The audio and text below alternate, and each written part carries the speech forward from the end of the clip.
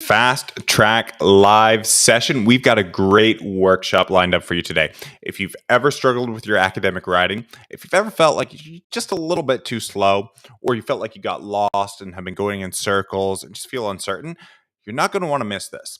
So many students come to me, knock on my door, and ask for help with writing. And I've noticed two things. One, they've never had any academic writing training. And the second is 90% of their problems boil down to the lack of structure. And today in this session, we're going to dive into the solutions for this, how you can find that clarity and direction. And we're going to use a simple tool that's so simple that so many of you don't draw on it, but it has great power and potential. And the most gifted writers, Pulitzer Prize winners, all use this. And it's an outline. There are different types of outlines. I'm going to help you know by the end of the session which outline is right for you. I'm going to go through an example of a chapter, real chapter of a student who I was working with just earlier today that fell into some of the common pitfalls that many of you fall into with your writing. And I'm going to show you how you can use an outline to fix that. So by the end of this session, you're going to have practical skills and tools you can use in your very own writing. Before we get in, big welcome to our new members. Love having you join. If you haven't already, do join our exclusive Facebook group, Fast Track Grad. We can directly communicate. It's a chance every Friday here to work on the topics that you're going to find most personally helpful. We cover all those things that you need to know, but maybe we're too scared to ask or just don't cover in universities. And writing training is one of the biggest, most important transferable skills, and we just don't teach it well enough. My name is Professor David Stuckler, and I had a really bumpy ride as a graduate student. I nearly flunked out of Yale for a lot of these problems. And fast forward, I got the right mentorship, got the right support, and was able to plug some real gaping holes in my training. That really helped me thrive, unleashed a lot of productivity. I've now published over 400 articles of peer-reviewed papers, one of Web of Science's top 1% cited researchers. I created Fast Track to give back, to serve grads so that you can have it easier than I did. So you can have a smooth and easy ride and not go through all the suffering and frustration avoidably. We are, by the way, if some of you do want more advanced mentorship and support, everything I try to do, I'm very committed to open access, but we do have a small, intimate, private group of coaching students who we work very closely with. We like to keep it small and intimate. We've got a couple slots still open for our fall semester, so if you're potentially interested, drop me a DM. We can see if you could be a good fit. With that, you'll notice Courtney is not here. Professor McNamara, unfortunately, one of her children was ill, so it's just me, but that's okay. I'll still be flagging all your questions as we go along, and Courtney's always available. You can email me, David Stuckler at FastTrackGrad.com. Courtney's at Courtney McNamara at FastTrackGrad.com. We love hearing from you. So I'm taking the quick tip for today. My quick tip for today is really that you need to take care of yourself physically. I see many students get in a panic, whirl themselves up, they start neglecting their nutrition, they forget to eat, they forget to go to the gym and take time for themselves. I really think if you don't have your physical health, you don't have your own body in order, you're not going to be able to function and fire on all cylinders mentally. That mind-body connection is really real. And practice what we preach. This morning, I'm an avid squash player. Helps blast out a lot of stress. Great for your mental health. Strongly encourage you to keep a fit mind through keeping a fit body, and don't neglect that during your PhD. Remember, this is a marathon, not a sprint, and I don't want to see you get in those crash and burn cycles that can put you on a path to a potential burnout. And the reality is about 1 in 3 students who embark on a PhD or master's do not finish. Which is a terrible loss on the investment you're making in yourselves. So with that, a big welcome to everyone. I'm going to go ahead and share my screen and talk to you about outlines and why they're so important. And guys, if you have made an outline, go ahead and hit the like button on this video. Let me know. I love hearing from you. I like knowing that you guys are using outlines. If you haven't, let me know that in the comments as well. And hopefully by the end of this video, I'm pretty confident you're going to be able to apply them yourselves. So like I said, I'm going to share my screen and I'm going to pull up a whiteboard here. Okay. So when you think about an outline, they really come into one of two flavors. And I call one is really a light version, and the other is detailed. I'm going to go into these differences in a moment. But the they all have kind of the same elements. It's just the detailed, as you expect, has a lot more meat in it. So if you're familiar with some of our writing training, when we come up with a structure, we really need to have that clarity of, we're taking the reader by the hand and trying to explain, where we've gotten to with all our research, the thought process is what we've accumulated, the insights we have, and make it accessible. And the way you've come to your conclusions, if you just dump that on a page, people aren't going to be able to follow it. And I see a lot of really bright students, but they struggle their supervisors because they can't convey their brilliance. They can't convey their ideas in a way that's accessible.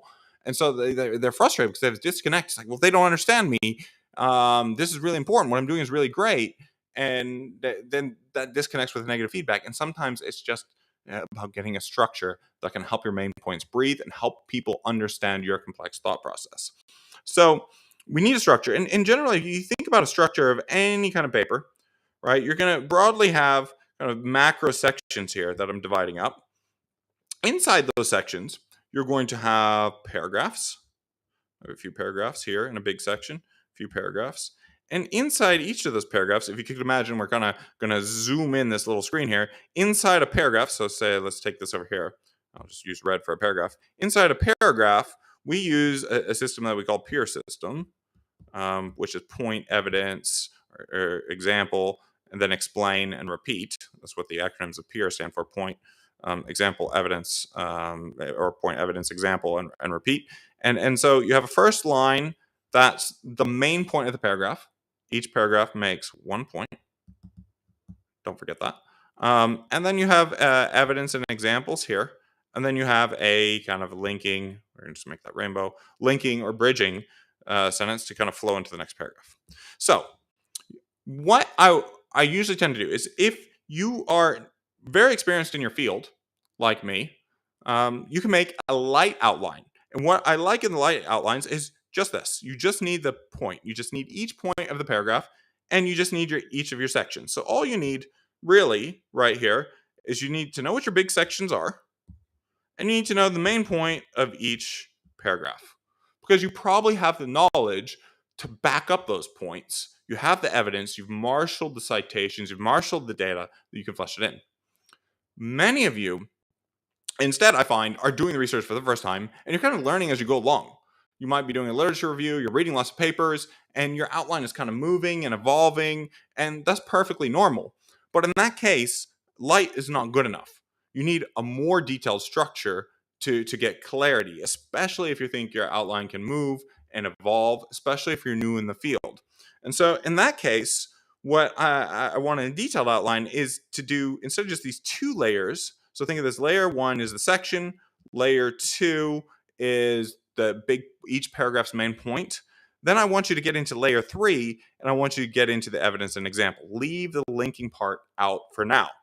And that detail, if you have that detail, it's going to give you two big advantages. One, before you spend all the time writing up, you can go to your mentors and supervisors and say, hey, look at my outline. Do you agree with this argument? Does this make sense? Is this clear and coherent? Because one of the most frustrating things is students spend all the time writing it up. It's not clear. It's not coherent. Supervisor doesn't agree with what you've done. And then you got to do it over again. And it's almost like you're guessing each time, doing a whole bunch of work, and then having to do it again. And it just drives people crazy. It's demoralizing, puts you on a path for a burnout. You feel unconfident. Bad things happen.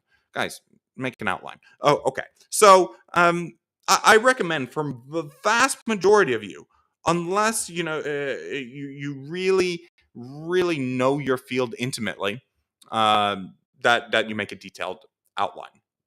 And I want to share with you a bit what the consequences can be if you don't make a detailed outline.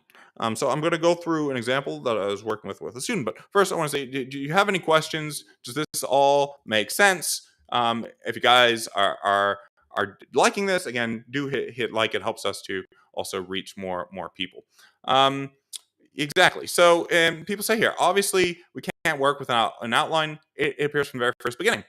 Yes, but you will be amazed that many students don't make an outline, or they start with a very loose outline, completely start writing, go off in a completely different direction, and somehow what they end up with is doesn't have a coherence or a clear structure to it, and there's no outline. So if you make the detailed one, you can always update it, and that's common, right? And so I often like, as I'm conducting a literature review, as I'm still growing in my knowledge in the field, that I have my outline. As I marshal new evidence, I can see, wait, this is not fitting with my argument. Maybe I need to update my outline. Maybe I need to create a new big section. Maybe I need to intervene at level 1 or level 2. Or maybe this gives me a nice framework to say, okay, I can marshal my evidence and data and slot them in layer 3 in a certain paragraph. This helps you prevent from getting lost and keep you focused on the big points instead of zigzagging around, taking your readers. Instead of saying, readers, I want to drive you, right, to from Milan to Copenhagen, instead of going off and ending up in Frankfurt or going off to Spain. Which it can be fun. There can be interesting asides, but usually in scientific writing, you want to be linear, clear, straight, and simple. Not like zigzagging, no fancy double helix structures that you get in magazines like The New Yorker, which are engaging to read. We don't want to do that. We don't want to write Pulitzer Prize. We want simple, clear academic writing. So hope that makes sense. And let me pull up an example of what I'm talking about. And I'm glad to hear you guys appreciate the advice. So I've got a chapter here, and I'm going to zoom in on this so you can see it. And you'll see the issue that immediately what I'm talking about here. So this is a great example. It's a meaty chapter. This is a student who had done some interviews and is now summarizing the conclusion section of those interviews. And it's clear to me that this is something written down, might have been written quickly, cursorily, and that's okay. It can be valuable to dump things, but there's not a clear outline. So, for example, in our peer system, what's the big point of the paragraph? Well, this one doesn't really have a main point. So that's a problem. Same thing here. This is just one sentence. Don't worry about the acronyms, but this isn't even really a complete paragraph. It's just a sentence, and it's quite vague. Here's another one. Is the point of this paragraph that participants had more experience in these countries but others? Not really clear. So this is an example of there's not an outline. Now, what this has got, as I look through this discussion, this has got somewhat level 1. In that here, there's some structure. There's a section on limitations, a section on future studies, but that's not good enough. So this doesn't meet the test of level of the light outline because we don't have each paragraph making one point, and it doesn't meet the point. It doesn't meet the detailed outline, which I strongly suggest in this case this student do to not get lost. So just to give you more examples. There are things that are just not here. Here's another one. NRA raised a concern about various comments made. This is one of the participants, or this here. These are not paragraphs, and this is going to lead. You might have done this fantastic research, have these great results, but if your supervisors, anybody looks at this is very difficult to follow.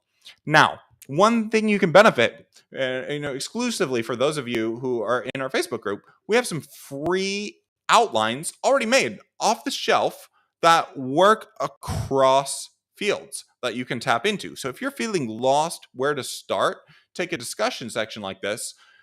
Most will follow a regular formula. If your university wants to tweak that formula, that's fine. At least you're starting off the conversation in a good place rather than having an unstructured mess. So, for example, right, in our broad, now this would be our light outline, not yet the detailed. It'd be on you to fill out the detail. First section of the discussion would be restating your main findings. So how would that look like? So if I were helping the student, I'm just going to put in brackets what I would make each paragraph be about. I'm going to put it in track changes. So, I would say, I just call this main findings and just list what they are. Here, first, second, third. That's fine. Second thing I would go into is then I would go into what were the study limitations. And we have that section below. Personally, I find it very helpful to list out what the study limitations are, get all those limitations out of the way before diving into saying interpreting things further and pointing future research. So the next paragraph needs to be about study limitations. What are those limitations? You can even list those. Keep it simple. That's fine. Again, you're not writing fiction. You're not writing poetry. Simple and clear. Okay. And then the next section you've got is you can talk about what are the study strengths. You want to remind your readers about why what you did is so important. And this goes and how this speaks to why you're able to address the gap in literature and the way others did not. So, all right, this would be that top layer. That would be, we've got sections in place. Then we've got level 2, the main point of each paragraph. Now I want you guys to do detailed outlines and list your points. So maybe a strength is here, that is the first study to interview participants from across multiple Latin American countries. I don't know. I'm making something up at this point. It's a limitation. All right. So now what are we doing? We're packing in that third level inside the paragraphs of each point. And guys, I know some of you want to just vomit on a page and get things done. That's okay. You need to then, at least, if you want to do that approach, that's a perfectly valid approach for writing, you need to pull it back and start rearranging things like a jigsaw puzzle into a coherent structure and outline. Okay, so I'm going to look at a couple comments. I used to dress an outline, but not very detailed, especially outline of the paragraphs. Yeah. So exactly. I think what goes on is, so many students say, "Oh, I know about an outline. I made an outline," but they did the light version of the outline, and then they need to actually get the detailed outline. Here's another student. I struggle for organizing my paragraphs in a logical way. Yeah, and that's why we've got some off-the-shelf structures that you can use for the introduction discussion. Before you start writing up, it's really important that you have clarity about what you want to say. So I see some students trying to do the analysis while they're trying to write up at the same time, and I think that's a mistake.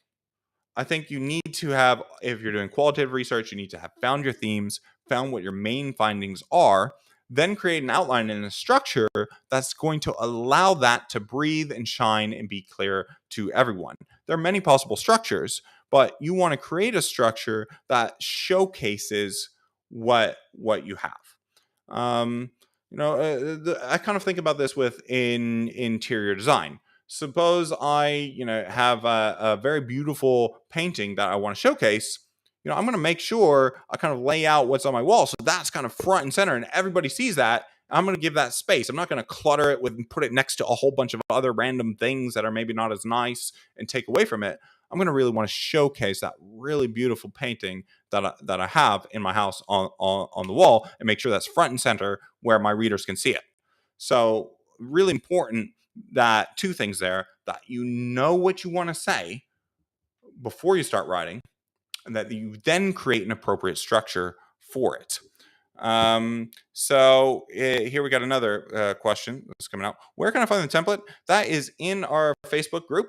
If you send me a DM there, I will link you to it. It is using our simple writing methods. It goes into detail for your methods, your discussion, your introduction. The results varies. It's hard to predict, but there's also a structure for that, especially for students doing systematic reviews or literature reviews. Somebody else says here, a software called Scrivener can help some people in neatly arranging material in distinct segments. Yeah, there are some tools out there that can be really, really useful. So if that's helpful to you, check it out. I personally find just this organization in Word is enough. But I like to keep things, there's a lot of power in new technologies. I like to keep things pretty simple with whatever software package you're using if you're analyzing data. So qualitative data might be NVivo or Atlas, or quantitative data is going to be Ars Data, Reference Manager, and Microsoft Word. But I'm very simple in this way. Glad you guys are enjoying this session. Again, I think a lot of you inherently know you need a structure. You know you need to make an outline, but then I've had such experience with so many students say, okay, got to make an outline first, come back to me and send me, well, I had an outline, but then I just wrote stuff. And we end up going back and saying, okay, well, you wrote stuff, let's make an outline. And that's exactly what today in the session with the student that we spent time doing, because she came to me and expressed that she was feeling lost, and she was getting comments from her supervisors about, well, so what? Why is this important? What does this all mean? You need to be more critical and thinking about your discussion. And she actually had been, so she was frustrated, but it just wasn't coming out because the structure wasn't in place. Okay, one more. Hang on a second. This is the one I wanted to cover. Yeah, what's the main difference between discussion outline of a PhD thesis versus a journal article? Same thing. Everything I write, whatever I've written for the Lancet, the British Medical Journal, American Sociological Review, across social science and medicine books, published across the board, even in biological journals when I was working in a wet bench on proteins. Always had an outline. It's even more important for a PhD thesis because you're going to get lost. So for a PhD thesis, you have another level. So this is kind of chapter level. You have 1, 2, and 3. For PhD thesis, you need to have a macro outline of your chapters. And the students I work with closely inside our program, one of the first things we do, we get a macro picture of the thesis structure, within it, their chapter structure, especially which chapter we're going to focus on first, because it's really important not to work on 20 chapters at once, but really focus on one, get it done, get it past, you feel confident, get it over the line. This bright idea of a finish line, and you want to get that chapter over the line. It's going to make you feel confident, feel good. It's going to get your supervisors engaged working on that while you turn to move to the next one. So you want to have that macro structure of a PhD, and then within each chapter, you need to have an outline for that as well. And ideally, before going too far, you get buy-in from your supervisors that they're happy with your outline. Okay, so this is good. Look, I'm glad somebody said this honestly. So if you can clarify, honestly, I don't understand what outline is all about. Can we say as a guide or a proposal?